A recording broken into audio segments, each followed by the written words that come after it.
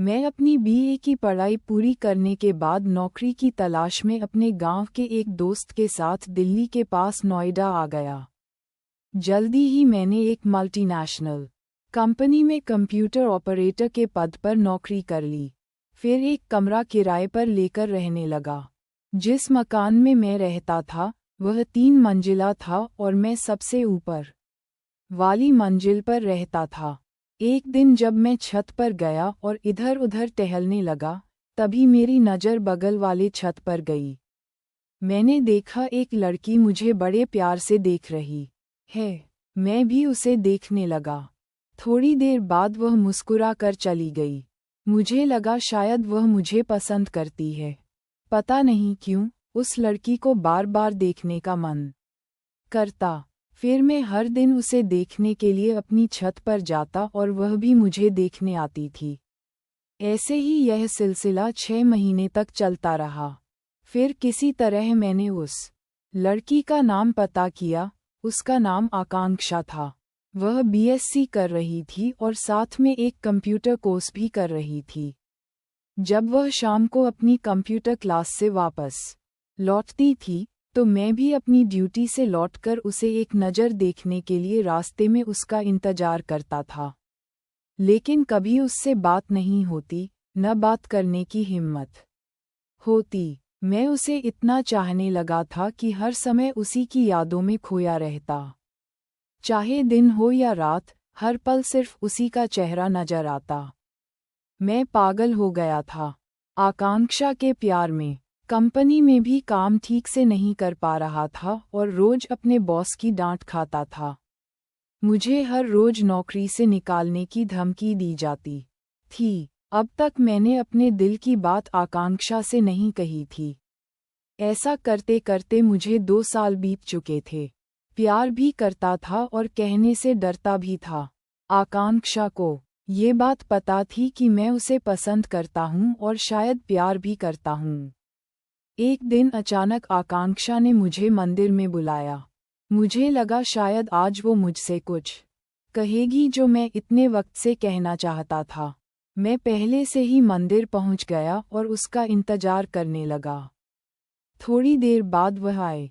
उसे देखकर मैं बहुत खुश हुआ। जब आकांक्षा मेरे पास आए तो बोली, हाय तनीश, कैसे हो? मैं बोला, अच्छा हूँ, आप कैसी हैं? आकांक्षा बोली, ठीक हूँ। फिर वह बोली, तनीश, मैं आपसे ये जानने के लिए आपको बुलाई हूँ कि आप पिछले 2 सालों से मेरे पीछे पीछे घूम रहे हो। तनिष, क्या आप जानते हैं कि मैं आपसे प्यार नहीं करती? आकांक्षा के इतना कहते ही मैं बिल्कुल टूट गया। थोड़ी देर बाद मैंने उससे कहा, मैं नहीं जानता था कि आप मुझसे प्यार नहीं करती, लेकिन मैं तो आपसे बहुत प्यार करता हूँ और करता रहूँगा। आई लव यू आकांक्षा। आकांक्षा बोली, प्यार एक तरफा नहीं होता। हाँ तनिष, अपना ख्याल रखना। इतना कहकर वो चली गई और मैं चुपचाप रोता हुआ अपने रूम पर वापस आ गया। अभी तक मेरी जिंदगी में इतना बड़ा दर्द कभी नहीं मिला था। आकांक्षा एक पल में बेवफा हो गई और मुझसे दूर हो गई। दोस्तों, लव यू, ये 3 शब्द सुनने के लिए मैं 2 साल उसके पीछे पीछे घूमता रहा और ज़रूरत पड़ती तो मरने को भी तैयार था। इन 3 शब्दों के लिए उसकी छाया, उसकी धड़कन, उसकी सांस बनकर उसके पास रहना चाहता था। लेकिन इन्हीं 3 शब्दों के लिए अपना सब कुछ खोकर आज मैं पागल बनकर रह गया हूँ। माँ के पेट में लड़का है या लड़की, ये जानने के लिए 10 महीने काफ़ी होते हैं, मगर उसके दिल में क्या है, ये जानने के लिए मुझे 2 साल लग गए। मगर गलती आकांक्षा की नहीं, मेरी थी।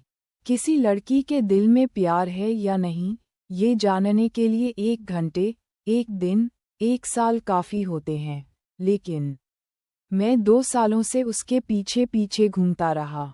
कितना पागल हूँ मैं। लेकिन इस पागलपन का शिकार सिर्फ मैं ही नहीं, मेरे जैसे लाखों करोड़ों नौजवान हैं जो देश के हर शहर, हर गली, हर सड़क पर सच्चे प्यार की तलाश में पागल होकर घूम रहे हैं। लेकिन उनके दिल में भरे सच्चे प्यार को कोई लड़की समझती ही नहीं। प्यार आदमी को पागल बना देता है, खूनी भी बना सकता है, मगर इसी प्यार ने हम जैसे पागल को इंसान बना दिया। जब मुझे प्यार से प्यार था, तब आकांक्षा मुझे बहुत पसंद थी। वैसे भी प्यार को जाने बिना मर जाने से बेहतर है कि हम उस प्यार को जानकर भूल जाएं। दोस्तों, एक आदमी के जीवन में 2 साल काफ़ी होते हैं, कुछ बनने के लिए, एक मंजिल पाने के लिए। वो 2 साल मैंने इस पागलपन में खो दिए। जो बात मेरे दिल से निकली है, शायद वो आप सबके दिल तक पहुँचे। मुझे पैसा, शोहरत, नाम नहीं चाहिए, सिर्फ एक सच्चा प्यार चाहिए था, जो मिला नहीं, लेकिन उसने मुझे बहुत कुछ सिखा दिया।